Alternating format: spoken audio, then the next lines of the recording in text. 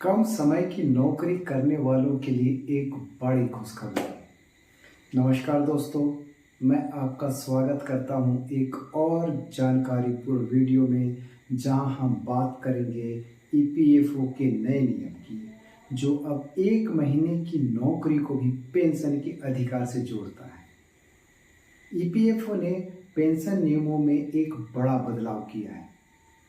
पहले क्या था नियम, सबसे पहले ये जान लेते हैं। पहले नियम ये था कि अगर कोई कर्मचारी 6 महीने से कम समय के लिए किसी कंपनी में काम करता था तो उसे पेंशन का अधिकार नहीं मिलता था। ऐसे मामलों में ईपीएस यानी एम्प्लॉयज पेंशन स्कीम में किया गया योगदान यानी कि कंट्रीब्यूशन निष्क्रिय हो जाता था। अब क्या बदलाव हुआ है?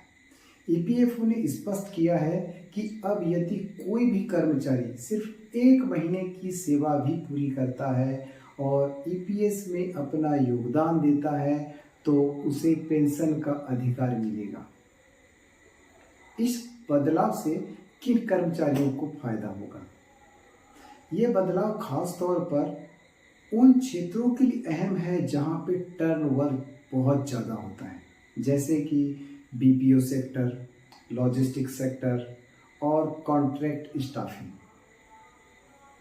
इन बदलावों का उद्देश्य क्या है? इनका उद्देश्य ये है कि कम अवधि की नौकरी करने वाले लाखों कर्मचारियों को सामाजिक सुरक्षा देना।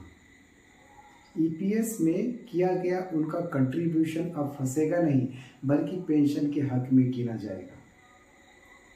ये कदम युवाओं और अस्थायी कर्मचारियों के लिए एक बड़ी राहत है, जो पहले पेंशन से वंचित रह जाते थे। ईपीएफओ के इस नए नियम का भविष्य में कई स्तरों पर सकारात्मक प्रभाव पड़ सकता है। चलिए इसे अब विस्तार से हम समझते हैं।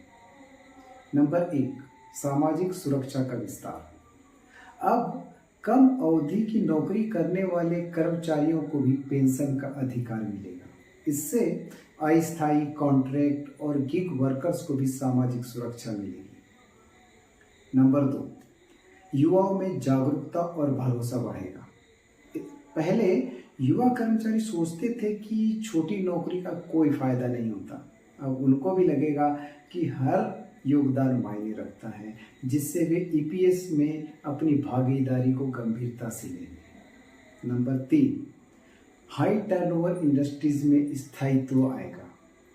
बीपीओ, लॉजिस्टिक और रिटेल जैसे क्षेत्रों में कर्मचारी जल्दी जल्दी नौकरी छोड़ देते हैं।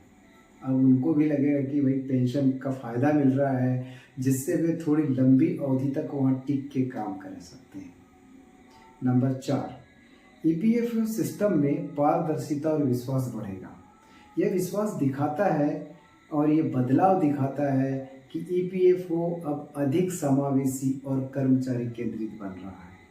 इससे ईपीएफओ की छवि मजबूत होगी और लोग इसकी सेवाओं को अधिक अपनाएंगे। नंबर 5, डिजिटल और ऑटोमेटेड क्लेम प्रोसेस को बढ़ावा मिलेगा। भविष्य में ईपीएस क्लेम्स को डिजिटल रूप से ऑटोमेटेड किया जा सकता है, जिससे कम अवधि के कर्मचारियों को भी आसानी से लाभ मिल सकेगा।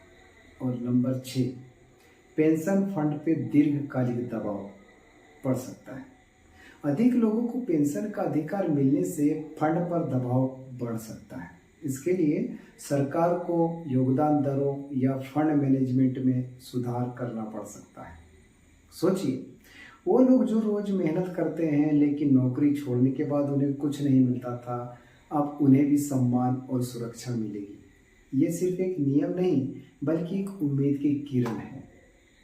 अगर ये जानकारी आपको उपयोगी लगी हो तो वीडियो को लाइक करें, शेयर करें और चैनल को सब्सक्राइब करना ना भूलें। आपके एक क्लिक से किसी को जरूरी जानकारी मिल सकती है।